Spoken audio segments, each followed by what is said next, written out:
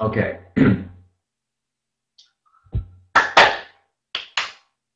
Call this webinar to order. Oh, yeah. Aloha, namaste, so much love. Thank you for coming. Thank you for showing up. You are keeping astrology alive. You are helping astrology to grow, to expand, to flourish, to affect the lives of 7 billion. I heard that the 7th billion person was born last summer. So our planetary population is now over 7 billion people.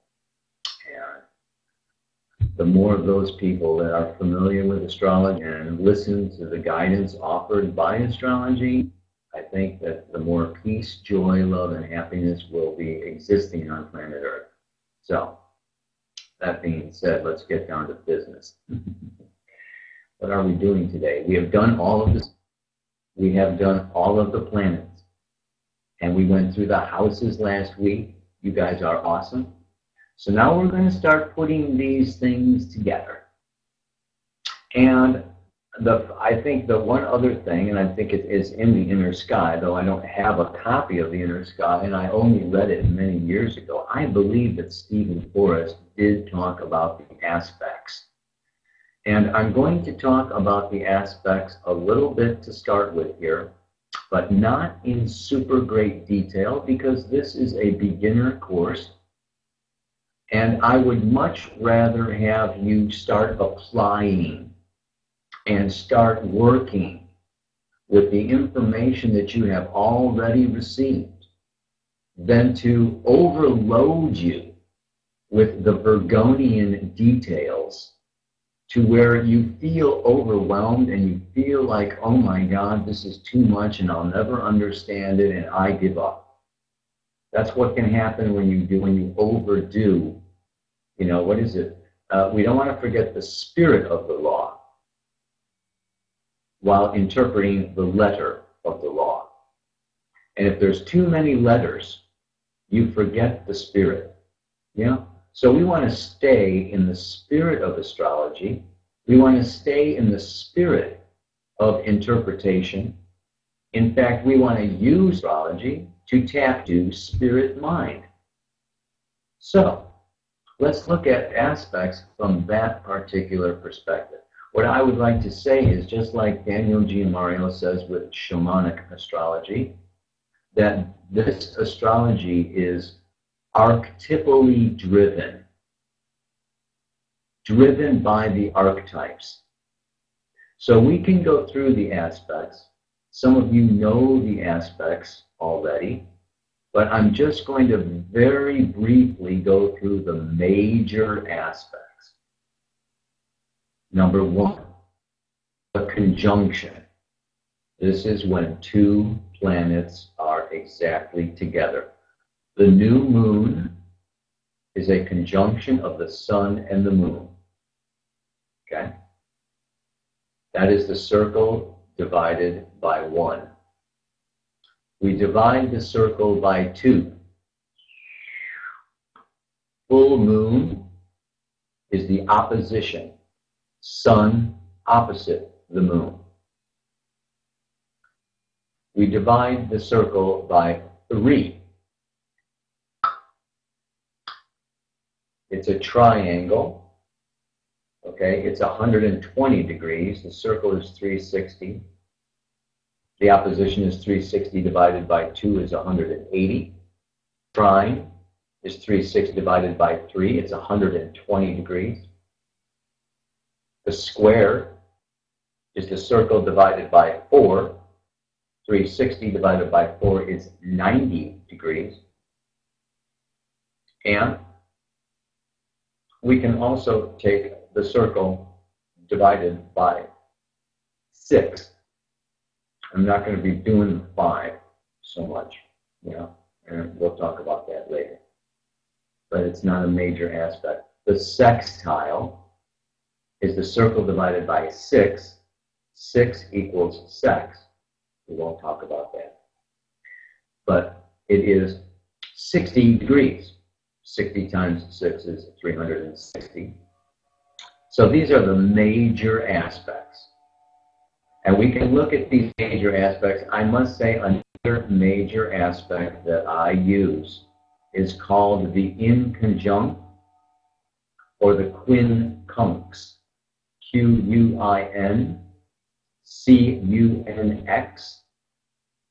or the inconjunct. And that is 150 degrees. So those are the aspects that we will deal with. And basically, the way that I'm going to just go through these aspects, we'll see.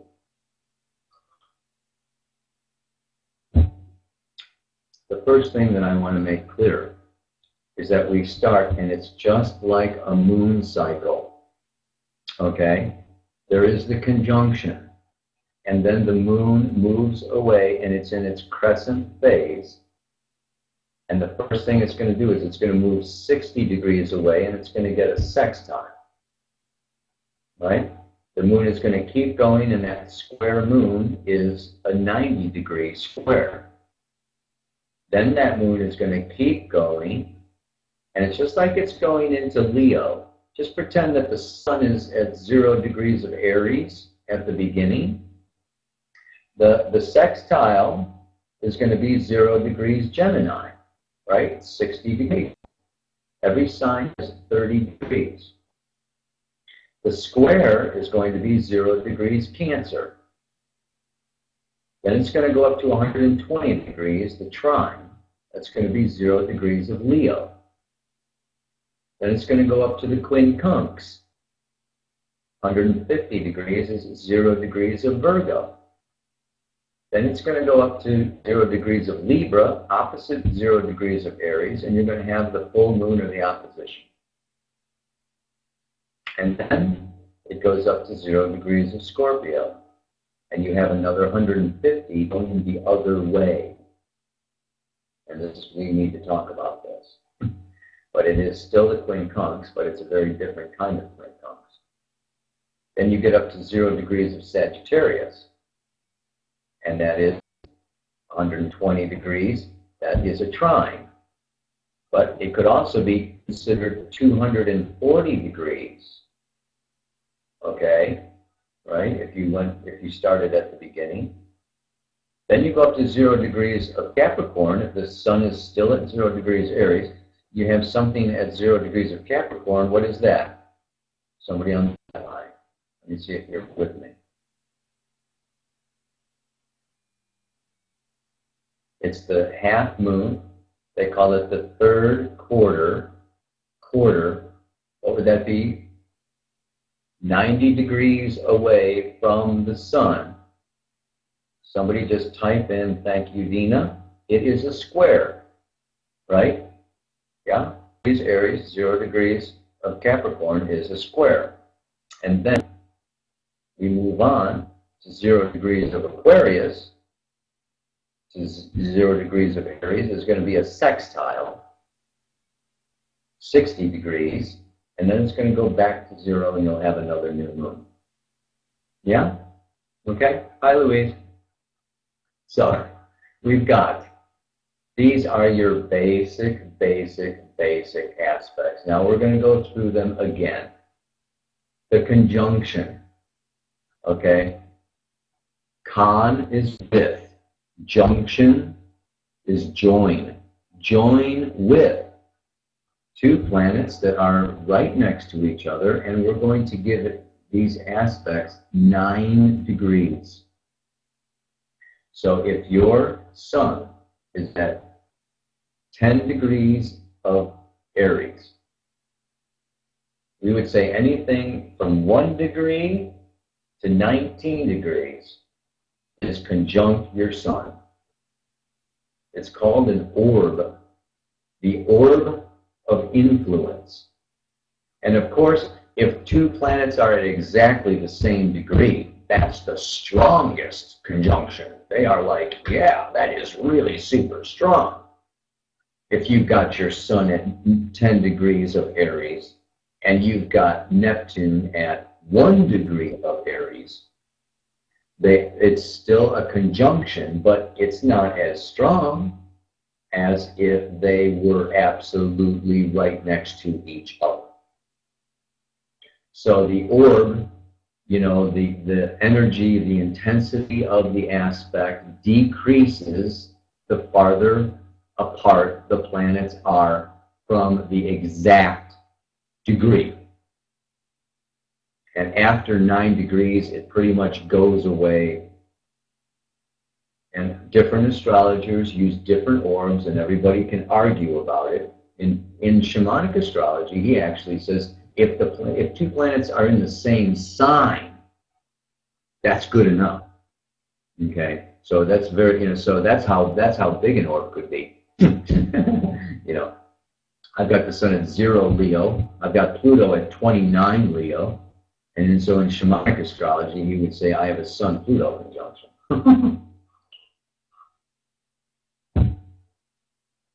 But we don't want to, this is not shamanic astrology, this is new paradigm astrology. So, now, that being said, let's also then look at it. I use the conjunction, the opposition, and the squares primarily. Those are, you know, the circle divided by 0, 1, 2, and 4. 2 and 4. We know that 4 creates the cross of matter. The opposition and the square both create a tension of manifestation. So I work with manifestation. I work with events. I work with what is happening, with what is going on. So it's action. The conjunction, the opposition, and the squares have to do with action. And you're going to see something. Even if it's an internal action, okay? You're still going to get, you know, a blow up or an argument or, you know, jump for joy, 4th of July fireworks. I talked about orbs, Cindy, and I said 9 degrees is the orb that I will use. However, you know, there's lots of, that's the biggest orb that I will use. And I really have to use have to look at the planets involved. With Jupiter, Saturn, Uranus, Neptune, and Pluto, they move pretty darn slow. So if you've got Neptune 9 degrees away from your sun, that could be that it's going to take, you know, 5 years, you know, for that Neptune to move and come to the sun. But if you've got Mercury or the moon 9 degrees away from the sun, well, in a few hours, that moon is going to be on the sun. You see what I'm saying? If these are fast-moving planets, the personal planets, I will give a little bigger orb than to the slower-moving planets. Then, like I said, and I was at that, I mostly use conjunctions, oppositions, and squares. That I use 9 degrees. When it comes to sextiles, 60 degrees, and trines, 120 degrees. I don't, you know, sextiles I use maybe 6 degrees. Trines I'll still use 9 degrees, but I don't really pay that much attention to sextiles and trines myself. And here's why. Let's just go into this a little bit. Because, like I said earlier, this is a little bit of what I call archetypally driven. And what I'll also say is that you can also have planets in aspect to each other that are not in the same sign. And this is very important because that I will also use a smaller orb. let's say that I have the sun at 28 degrees of Gemini, and I have Venus at 5 degrees of Cancer. Okay? 28, 29, 30, 1, 2, 3, 4, 5. That's 7 degrees away from each other. But they're in different elements. Cancer is water, right? And Gemini is air. So these planets are in different elements. So I will say yes, the sun is conjunct Venus, right? We were using the sun in Gemini, Venus in Cancer. But, you know, since they're out of sign, I wouldn't go much farther, okay, than that 7 degrees. If that sun was back at 26 or 25 Gemini, and Venus was at 5 Cancer, that's kind of stretching it to call that a conjunction, especially because they're not in the same sign. If the sun and Venus were maybe 10 degrees apart, and let's say they're on the ascendant or on the midheaven. Okay, let's say that you've got the sun, okay, at 25 Leo, and you are no. You've got the sun at 15 Leo. You're 20 Leo rising, and you've got Venus at 25 Leo. Now, they're 10 degrees apart, the sun and Venus, but the ascendant is in the middle, okay? And they're in the same sign of Leo. So then it's like, I'm going to say, you know what, that sun and Venus are conjunct because they're both conjunct the ascendant. They're in the same sign, and they're only 10 degrees apart. I use a 9-degree orb, but you can't have these steadfast rules and laws. You have to look at the whole chart, the whole configuration, and what's going on. So this is then the other thing, that you can have planets in aspect by association. In that last example, the sun was conjunct the ascendant by 5 degrees, 15, 20, 25. And the ascendant was conjunct Venus. So the sun and Venus are in conjunction by both of them being conjunct the ascendant. That is called a conjunction by association. Okay? So if there's a planet in between two planets, then that orb of 9 degrees gets bigger. I hope I'm not getting too technical.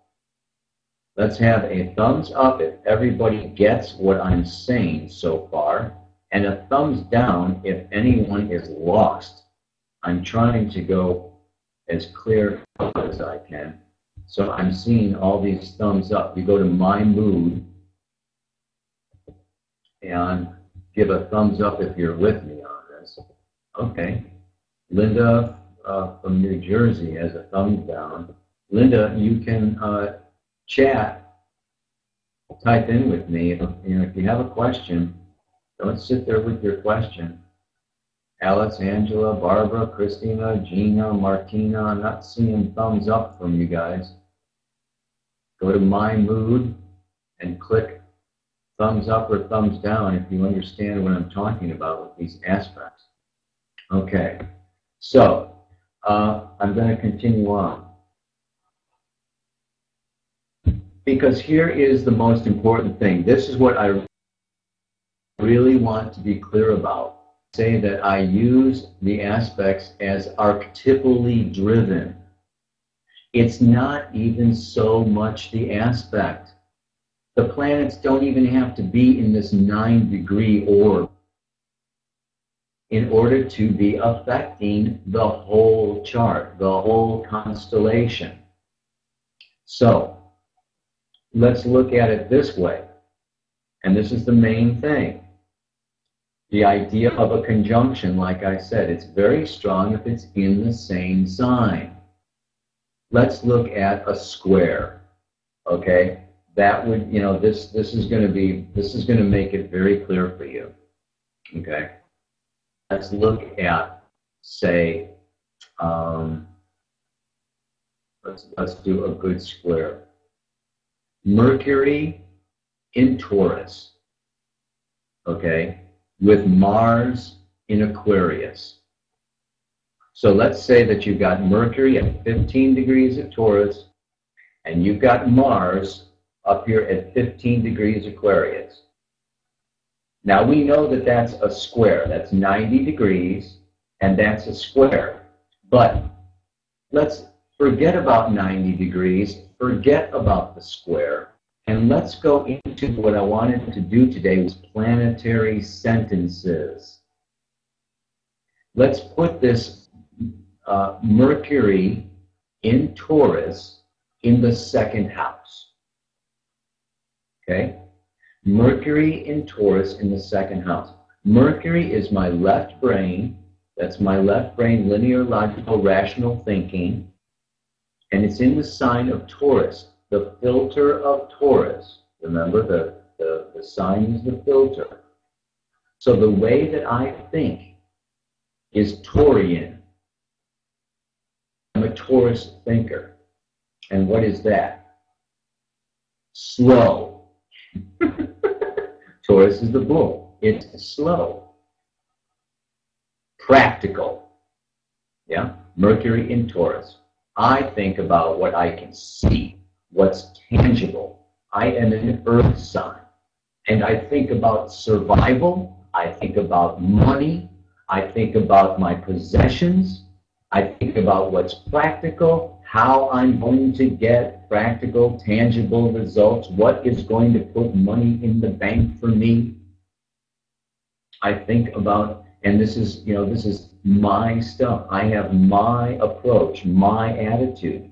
Mercury in Taurus can indicate that I have blinders on. I'm a little bit racehorse. I see things the way that I have always seen them. It's a fixed sign. It's tried and true, and it's very subjective, right? Aries, Taurus, Gemini, Cancer. This is just kind of like, you know, I'm the king of the castle, you remember Taurus, right? So I have my thinking, my attitudes, my ideas, my approaches, and it's in the second house.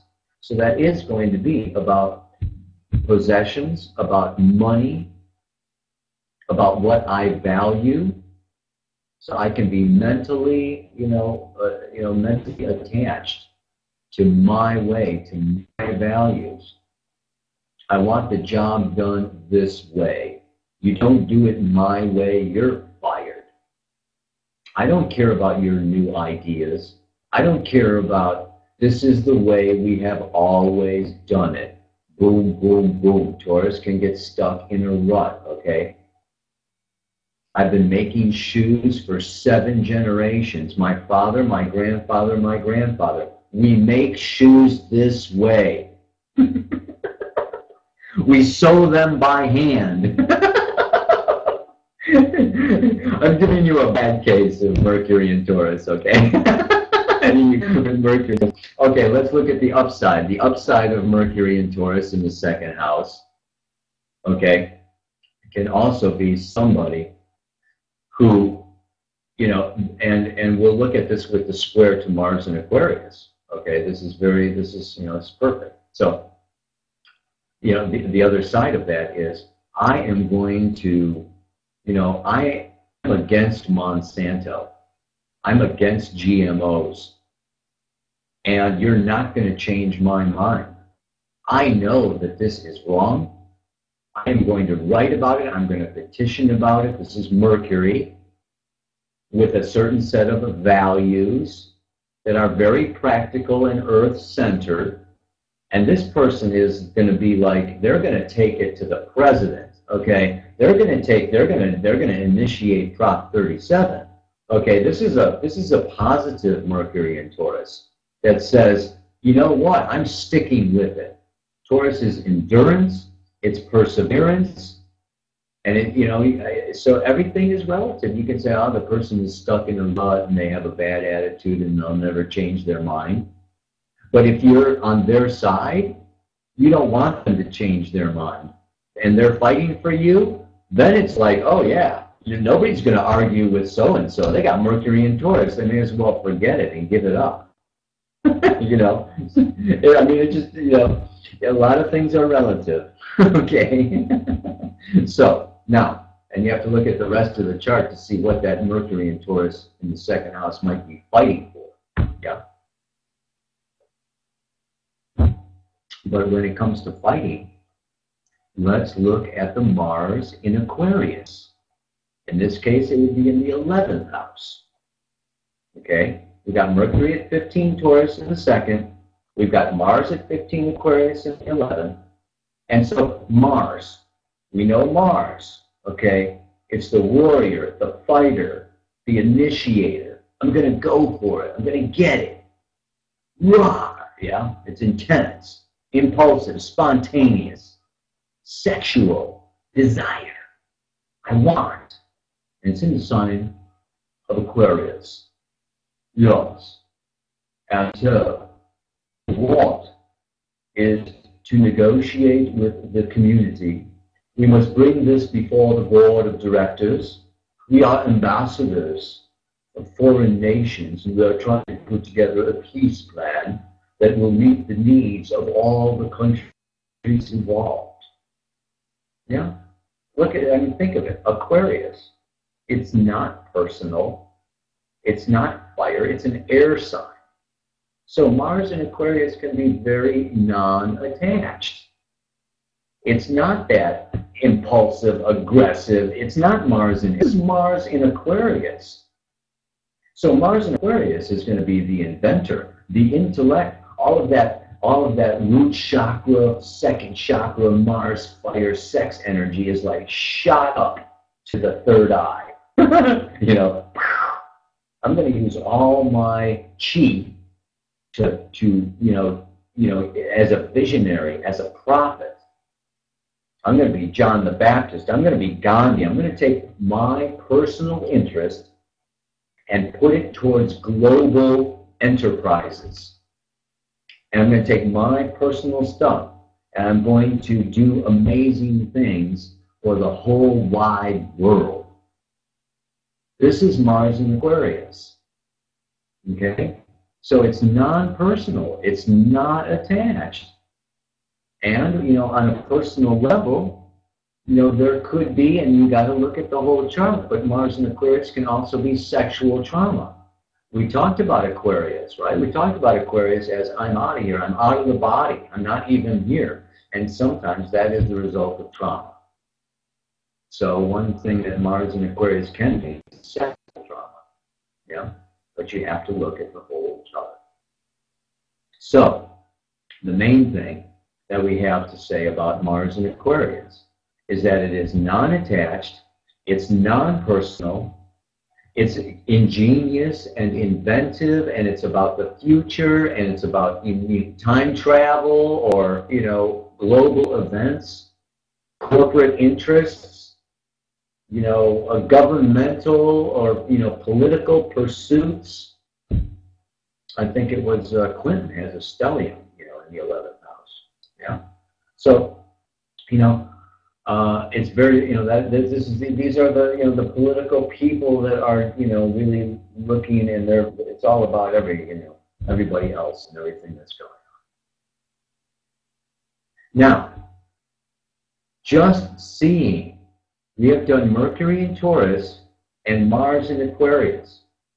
You see how different they are. The thing about a square, this 90 degrees, who cares if it's 90 degrees? Okay, what you're looking at is that number one, a square is about connecting together the same modality. Aquarius is fixed, Taurus is fixed. So the conjunction, opposition, and squares will most often connect together the same modality. Those planets will either both be cardinal both be fixed or both be mutable. And they're in a different element. Aha, and here's the big thing, yeah? So Mercury in Taurus is fixed earth, and Mars in Aquarius is fixed air. And this is where we get into tension. This is where we get into some challenges.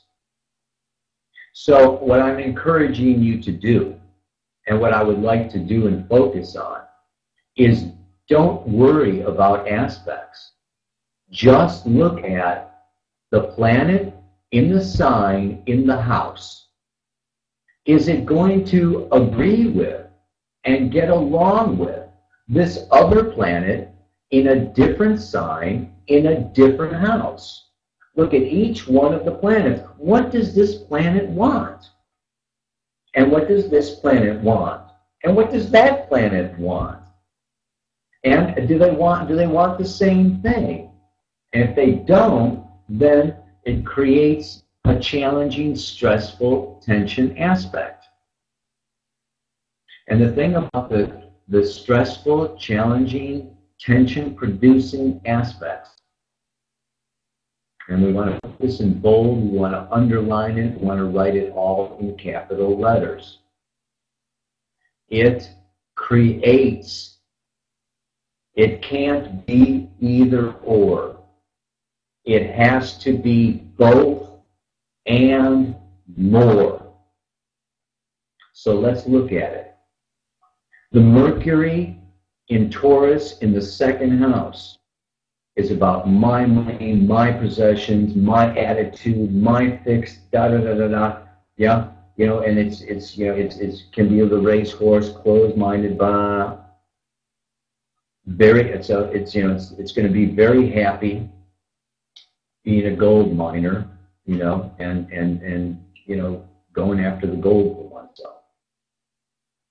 Mars in Aquarius is like, you know, it's all about, you know, the politics and everybody else and what's good for the group, and, you know, I want what's, you know, I have to take into consideration everybody's ideas, and I want to change. Aquarius is about change and the future and invention, and Taurus is about, I'm going to stay with the tried and the true and the tested and the proven. So you can see that these guys are not going to get along together, but they're in the same chart. Some soul said, you know what I want to do? I want to take those two apparently opposing energies and find a way to integrate them, to make them work together. And out of them working together, there's going to be a new creation. So, we can see that the tension of this Mars-Mercury, Taurus-Aquarius square, okay, could lead to, let's look at the downside of it. If it's too much the Mercury in Taurus and the Mars is being left out, let's look at it particularly maybe in a woman's chart. Okay, so Mars can be men. Mars is my boyfriend. Okay, you know, he's always in his head. He's very detached. I don't get along with these people that are all, they got their nose up in the air and they think they know everything and they don't have their feet on the ground. They never really get anything done. They're just thinking about new ideas. He's always on the computer. He's always emailing. And here's my Mercury in Taurus. I want to talk about what's here and now. I want to massage. I want to talk about, and get into, the here and the now. And, this other part,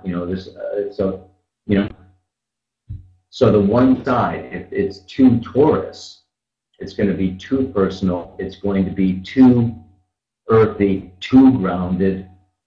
And the other side, too much Aquarius. Oh, God. That Mercury in Taurus is so slow. I have this impulse and I want to act on it like lightning, right? Aquarius, Uranus, sudden, unpredictable, eccentric. Mars in Aquarius, I'm ready to start a revolution. And this Mercury in Taurus, you know, that I have to deal with, or these other people, I could project it onto my partner, is just like so dull, so slow, so dense. I have to explain myself over 10,000 times to get it through their thick bonehead that this is, you know, wrong, or that, you know, Monsanto is trying to kill us instead of help us. That GMOs are bad, they're not good. This Mercury in Taurus is like, well, they, you know, this is, so you can see where you can get out of balance with either one of the Mercury or the Mars. And they'll come together in that square, bam. And when something comes around and it hits Mars, it's also going to hit Mercury. You know, when something comes around, say Saturn comes around to join Mercury, it's going to square Mars. So these aspects tie these planets together for life. So every time this guy, you know, or gal gets triggered intellectually, they're going to get triggered with their Mars energy also. So this is an active, passionate thinker. Mercury, Mars. There's a connection between the Mars and the Mercury function by this aspect.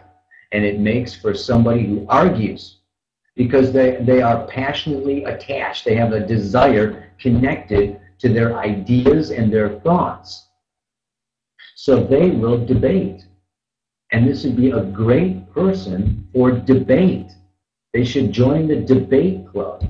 The Mercury in Taurus will never freaking give up. And the Mars in Aquarius is super intelligent and is going to have, you know, they're, you know, going to be ready.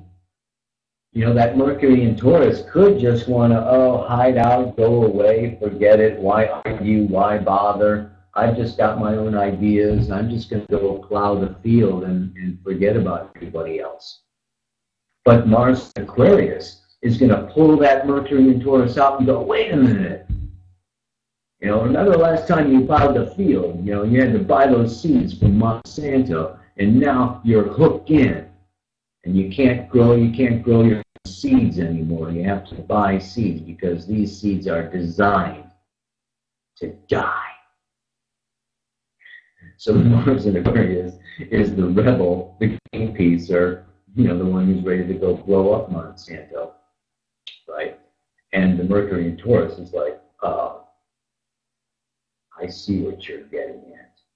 You're right.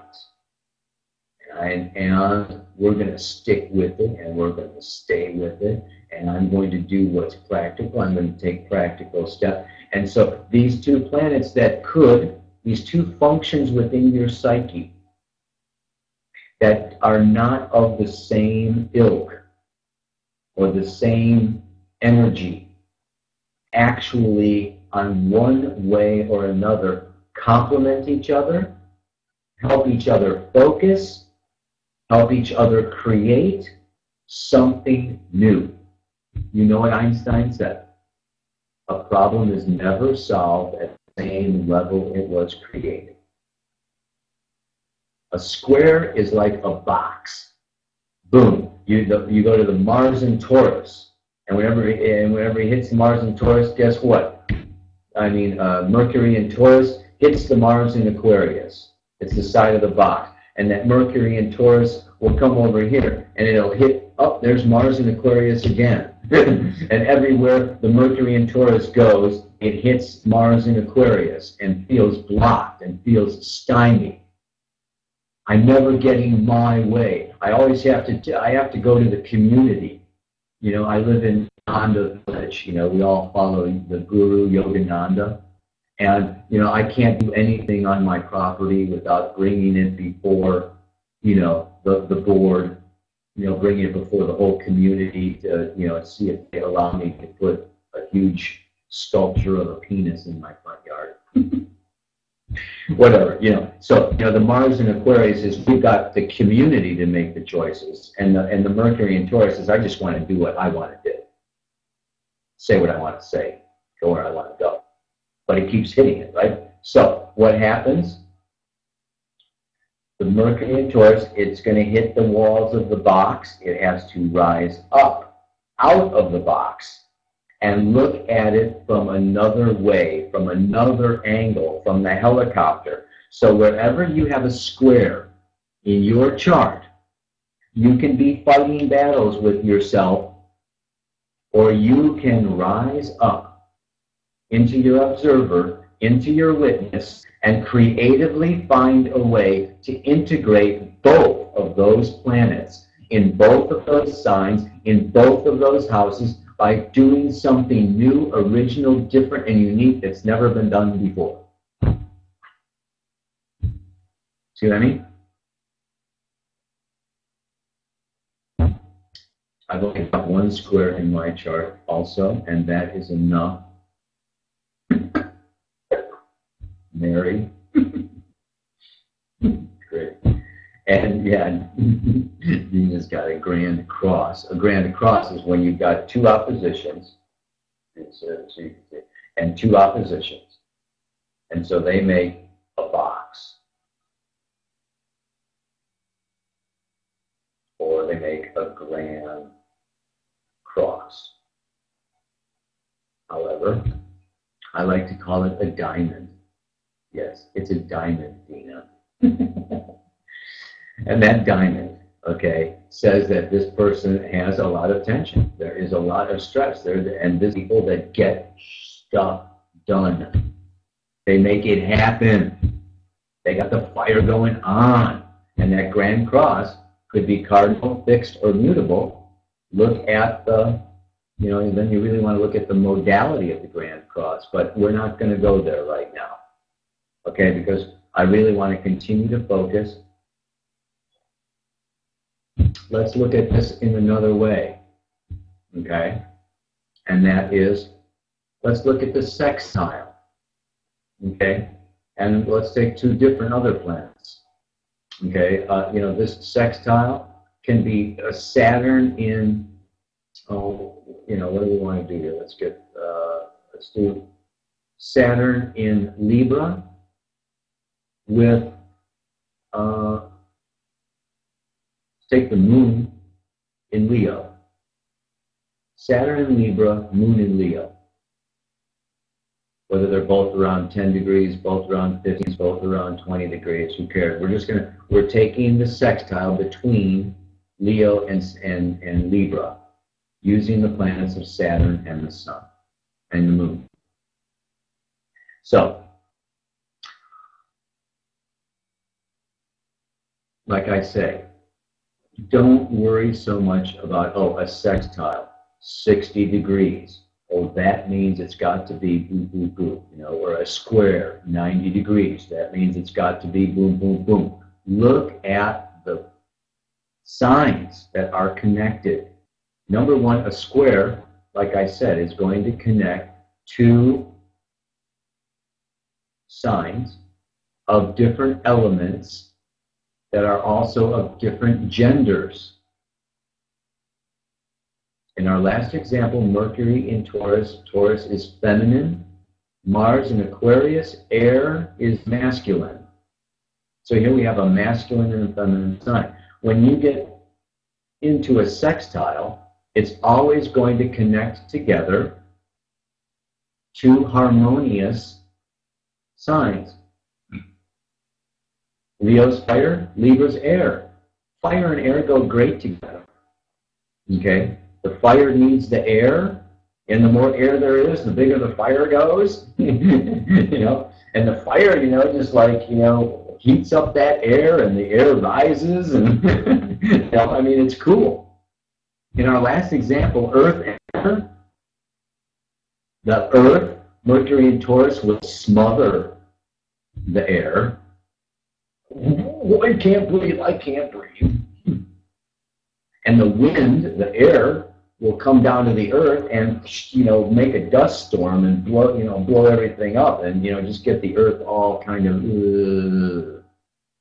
So that's masculine and feminine signs, but fire and air are masculine, earth and water are feminine. If you have a sextile between Taurus and Cancer, they're both feminine signs. You have a sextile between Sagittarius, you go either side, Sagittarius, go down 60 degrees, you got Libra, go up 60 degrees, you've got Aquarius. So either way, it's fire to air, air to fire, or it's going to be earth to water or water to earth. So a sextile, you know you're dealing with elements that are different but complementary. And a square, you're dealing with elements that are different and not complementary. So just look, what I'm saying is, look at the signs more than the particular aspects. Okay? So let's go into the second example. We've got Saturn in Libra. Okay? Saturn in Libra has to do with, I want things to be just, fair, equitable. I want to take everyone's, you know, I'm a mediator, and I really am, I have to have balance, order. Saturn's actually exalted in Libra. Yeah, exaltation. But this is like the lawyer, this is like the judge, this is like the person who is, you know, a very, very clear and precise about what is right and what is wrong. And of course, this can also be taken, let's look at it as Saturn is also karma. Saturn is also where we can be a little bit out of alignment. And so that Saturn in Libra can also create relationship issues and relationship conditions to where the person, you know, is very, you know, too much or too little. When we deal with karma, when we deal with alignment, this person is, you know, got something out of alignment in the way that they do partnership and relationship. It is usually either too or too little.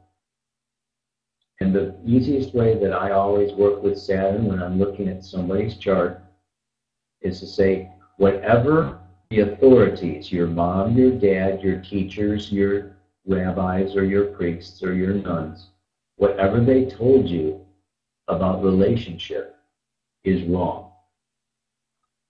External authority. Saturn as external authority.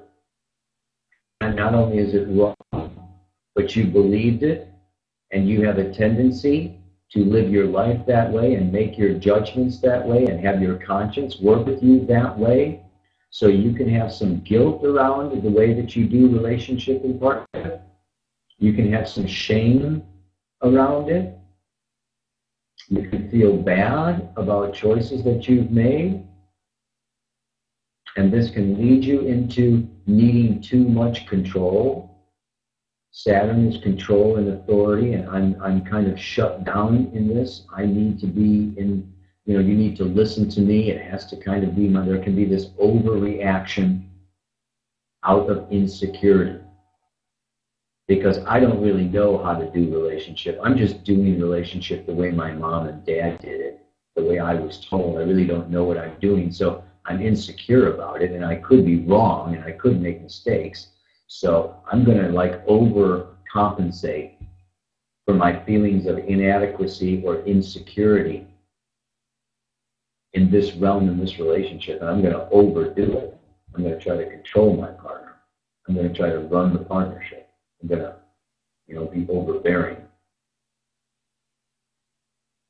And or the other flip side of that is that when that doesn't work, I'm going to shut down.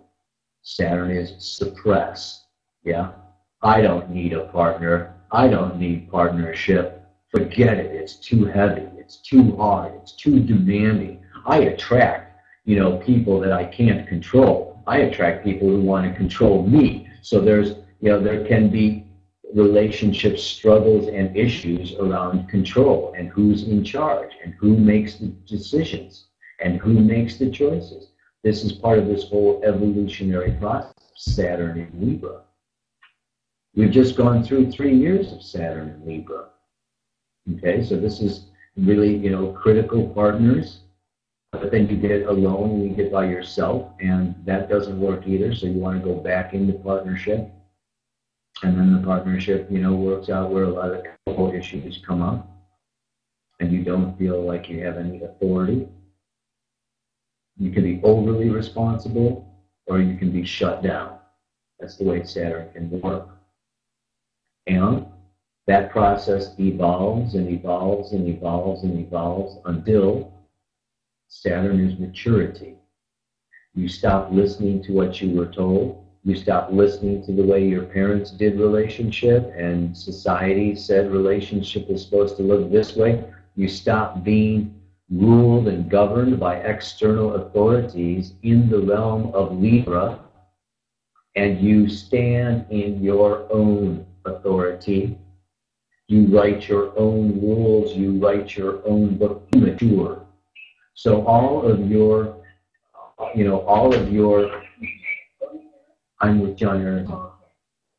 I'm in the real estate office here.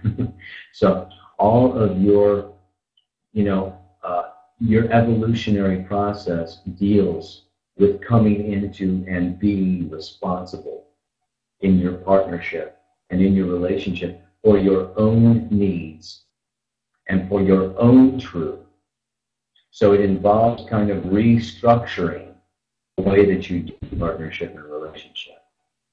Yeah, and then you become the authority. Yeah, then you become, you know what's right, you know what's just. You're not following some manual here. You've lived through it. You have matured. I've had 5 partners leave me. I know what's going on here. I know why people leave. You know, I mean, or I have had to leave 5 partners, okay? So I know, you know, I know what is unbearable, and you become an authority on partnership relationship, on justice, fairness, and equality, 50-50, give and take. So you become an excellent lawyer. You become, you know, an excellent mediator. It's very powerful. So this is Saturn in Libra. Now we take the moon in Leo. Okay? This moon in Leo is fire. And the moon in Leo is, yeah, I am big stuff. I'm happy, I'm joyous, I like to party, I like to play, I'm a good mom, I'm a lioness with my little lion cubs, and you know, and I'm a queen, I like to dress up, I like to look good, you know. When I throw a party, everybody has a good time, okay? You know, the moon in Leo is like the hostess with the mostest, okay? You know, it's like, yeah, let's put it all out there, lay it all out. It's awesome, okay? Big, shiny emotions, absolutely. And yes, the queen. So, you know, this is a very, you know, you're coming from what? The moon is your job in past lives. You know, your job in past lives was, okay, you know, I've got a whole kingdom to think about. And I am big stuff. And you treat me with respect. You don't swear at your mother. You don't swear at somebody with the moon in Leo. Okay? There's consequences for that. Okay? I mean, the moon in Leo is, I'm the king. Okay? I am the queen. I am big stuff.